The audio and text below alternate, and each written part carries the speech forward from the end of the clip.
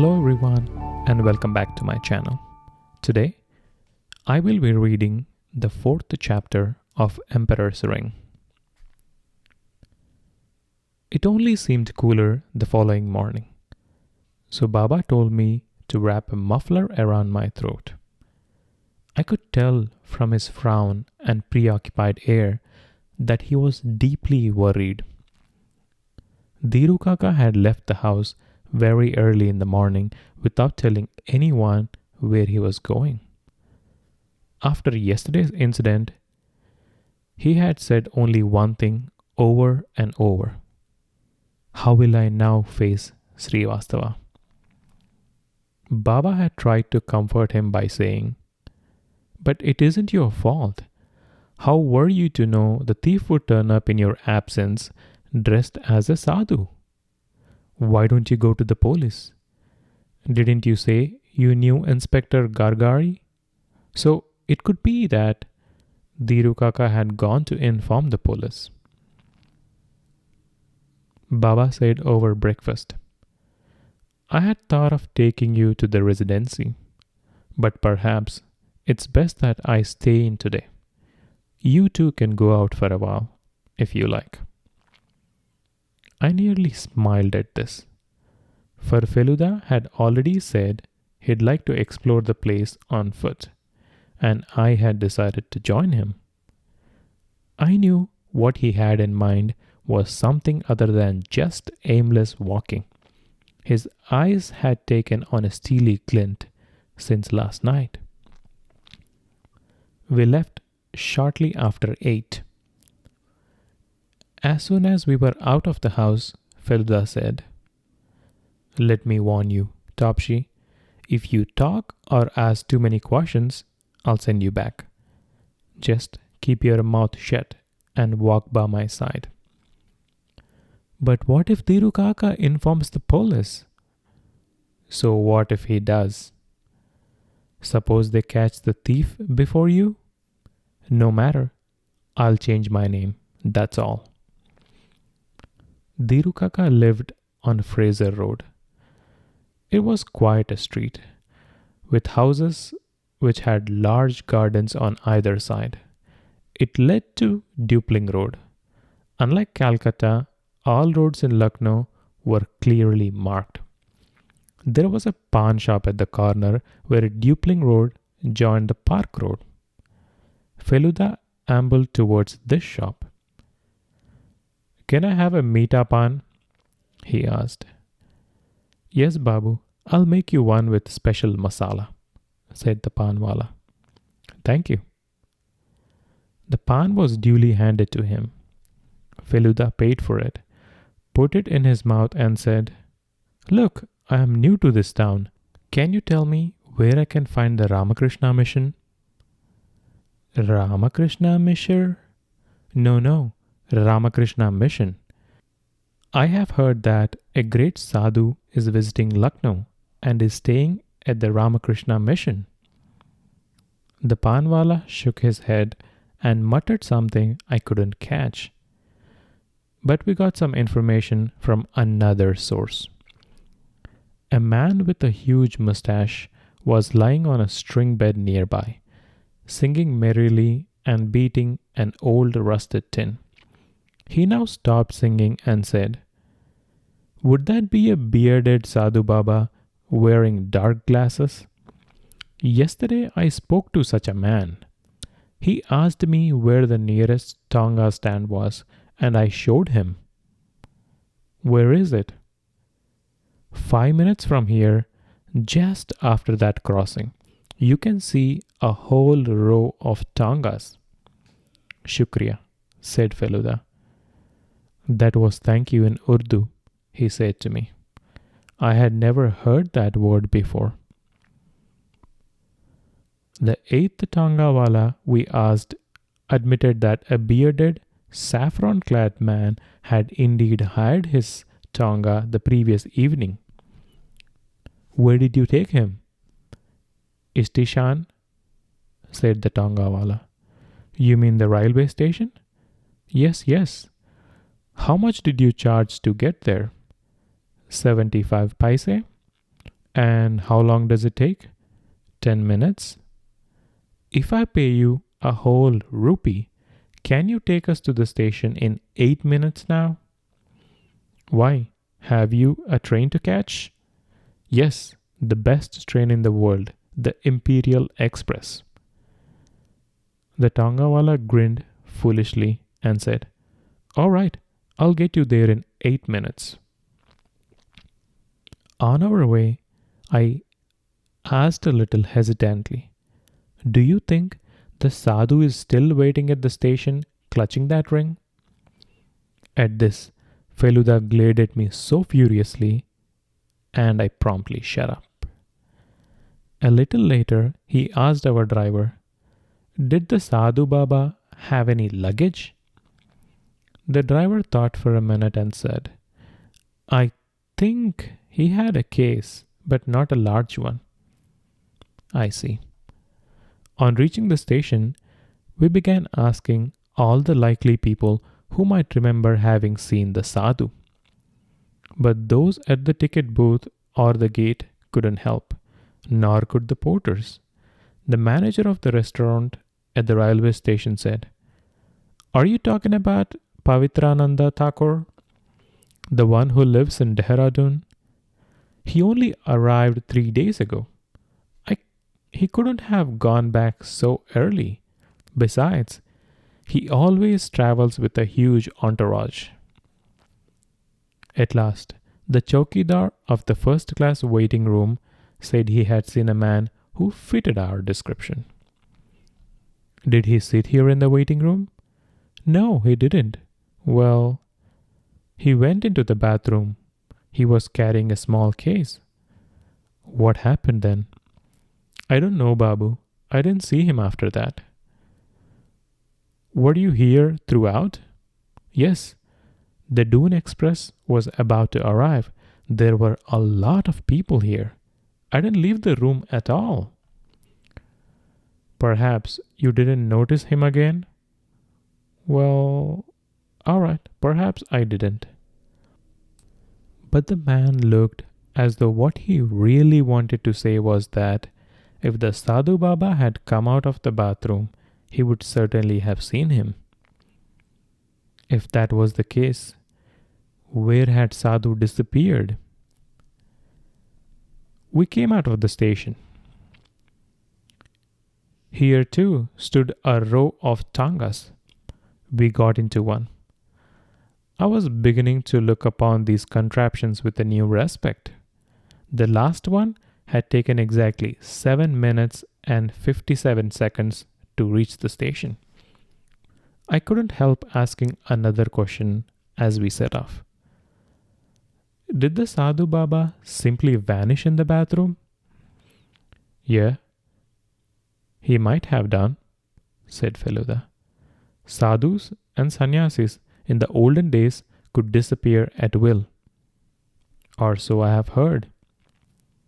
I knew he wasn't serious, but he spoke with such a perfectly straight face that it was impossible to tell. A funny noise greeted us as we reached the main road. It sounded like a band, and it was coming closer. When we saw, it was a tanga like ours, with the difference that this one was decorated with artificial flowers, balloons, colorful flags. The music was coming from a loudspeaker, and a man wearing a fool's cap was throwing great fistful of printed paper at people. Advertisement for a Hindi film, Feluda said. He was right. I could see, as the tanga went past us, that a brightly painted poster was pasted on its side. The film was called Daku Mansoor. A couple of handbills landed in our tanga, and with them came a white sheet of paper screwed into a ball.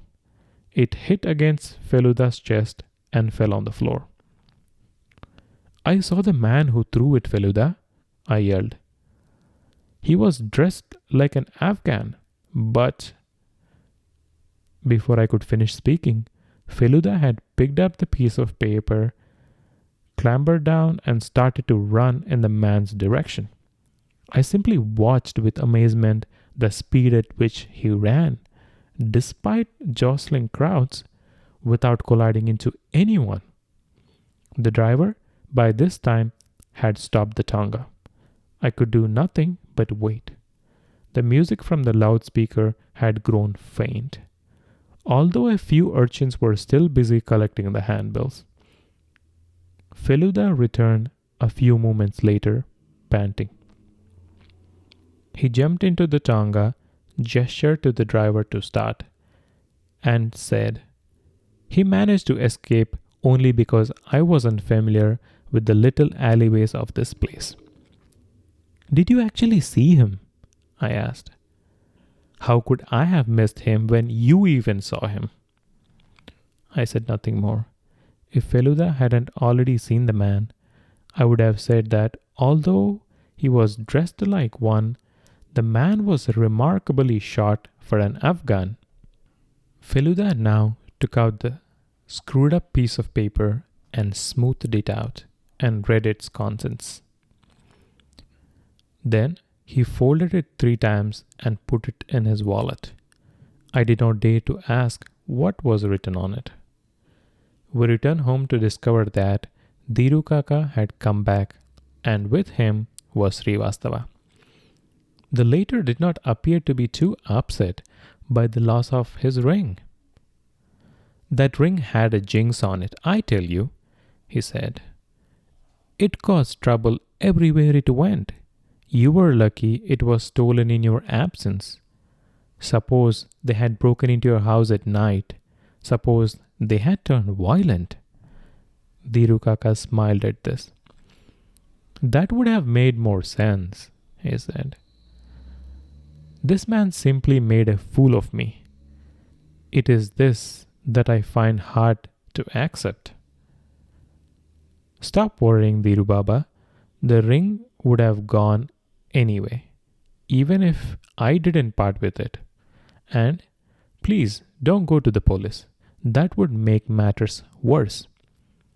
Whoever it was might try to attack you again." All this while, Feluda was leafing through a copy of Life magazine. He now laid it aside, leaned back in the sofa, and asked, "Does Mahabir know about this ring?" "You mean Pyarilal's son?" "Yes." "Well, I don't know for sure. He used to be in Doon School when he joined the military academy, but left it eventually and went off to Bombay. He now has become an actor, I believe." "Did Pyarelal approve of his son acting in films?" "He never mentioned anything to me, but I know he was very fond of his son." "Was Mahabir in Lucknow when Pyarelal died?" "No, he was in Bombay. He arrived as soon as he heard the news," Dhiru Kaka said.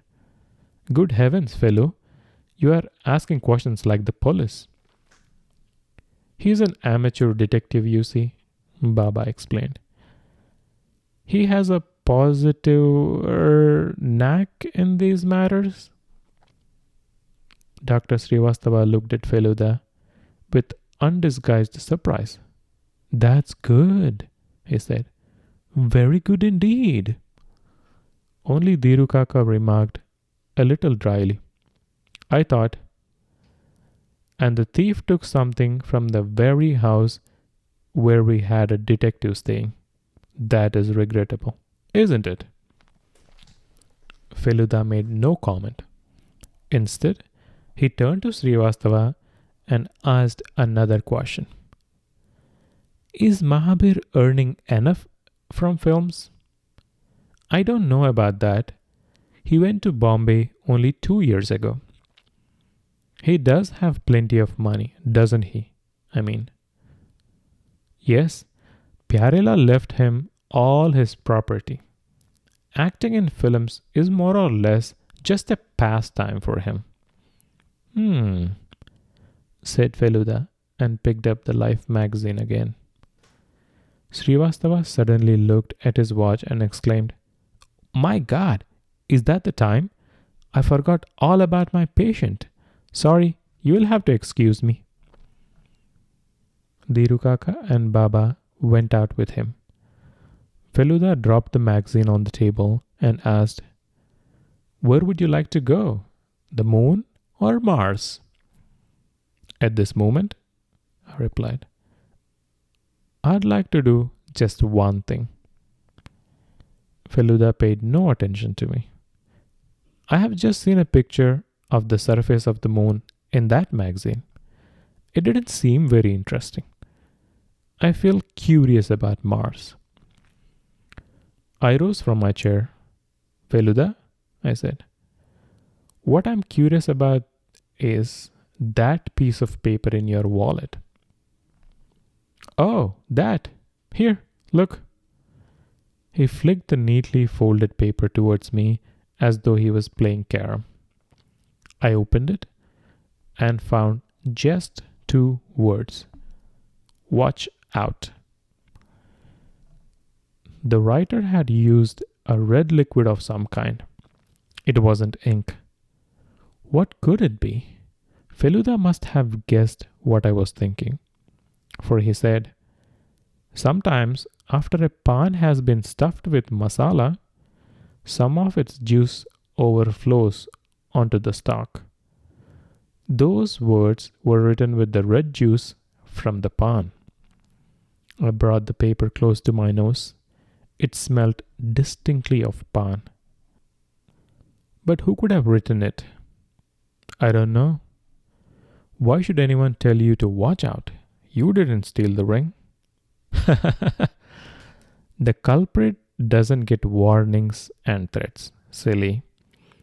They are given to the culprit's enemy, and the detective is always an enemy. So whoever chases a criminal has to risk his life.